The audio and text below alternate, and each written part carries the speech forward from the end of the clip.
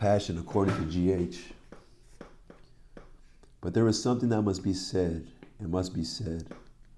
I'm going to say what I never said to you before. Maybe that's what's missing, having said.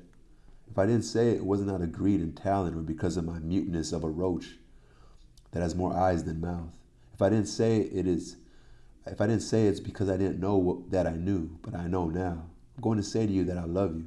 I know that I said that to you before, and that it was also true when I said it, but only now am I really saying it. I have to say it before but it's the roach that's going to die, not I. I don't need this letter from a cell on death row. No, I don't want to give you the fright of my love. If you're afraid of me, I'll be afraid of me. Don't be scared of the pain. I'm now as certain as the certainty that is in that room I was alive and the roach was alive. I'm certain of this, that all things course above and below pain. Pain is not the true name for whatever people call pain.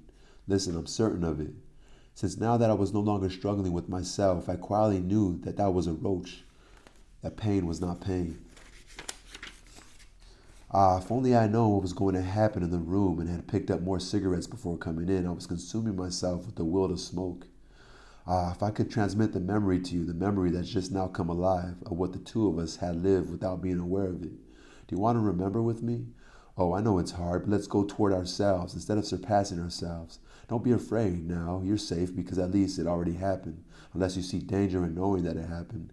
It's that when we loved, I didn't know that love was happening, much more exactly when the thing we were calling love wasn't there. The neutral of love, that was what we were living and despising. What I'm talking about is when nothing was happening and we called that nothing happening an interval. But what was that interval like? It was the enormous flower opening, all swollen with itself, my great and trembling vision.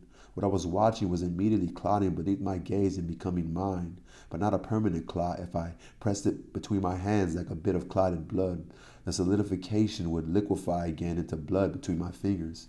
And time wasn't totally liquid because for me to gather things with my hands, things had to coagulate like fruits in the intervals we called empty and calm. And when we thought that the love had stopped, I remember the soreness in my throat back then, tonsils swollen, clotting within me was swift and could easily liquefy. My sore throat went away, I was telling you, like glaciers in summertime, and liquefy the river's sun, and liquefy the river's run.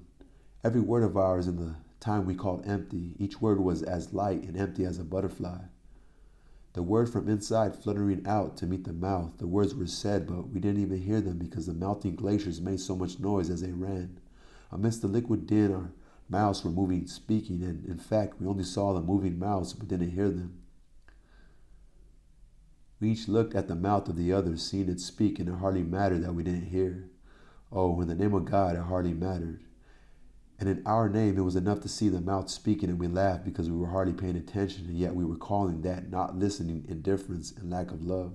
But we actually were speaking in how? Speaking the nothing, yet everything shimmered as when heavy tears stick in the eyes.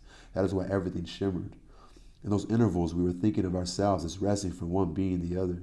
Really, it was the great pleasure of not being the other, since that way each of us had two.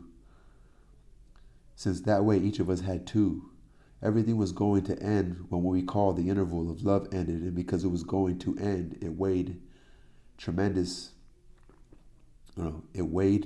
beneath the very weight of its ending already in itself. I remember all this was as through a quake of water. Could it be that we were not originally human, and that out of practical necessity we became human? That horrifies me as it does you, since the roach was looking at me with its scarab carapace, with its broken body made completely of pipes and of antennae and flabby cement. And that was undeniably a truth prior to our words. That was undeniably the life that up until then I had not wanted. Then through the door of damnation, I ate life and was eaten by life. I was understanding that my kingdom is of this world, and I understood that through the hell inside me, because inside myself, I saw what the hell is like. I still don't know.